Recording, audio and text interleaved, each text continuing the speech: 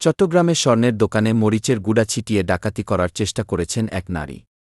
পরবর্তীতে দোকানদার তার তৎপরতায় ওই নারীকে ধরে ফেলেন এবং চিৎকার করেন ডাকাত ডাকাত বলে। তখন স্থানীয় জনতা এসে নারীকে ধরে ফেলেন। দেখা যায় দুইজন সদস্য থাকায় একজনের চোখে মরিচের গুঁড়া লাগলেও আরেকজনের চোখে ভালোভাবে লাগেনি। তিনি একাই চেষ্টা করে মহিলাকে ধরে ফেলেন। এই ধরনের কাজ করে স্বর্ণ ছিনতাইয়ের নতুন অভিনব পন্থা গ্রহণ করছেন একটি চক্র। সবাইকে সচেতন থাকার জন্য বলা হল।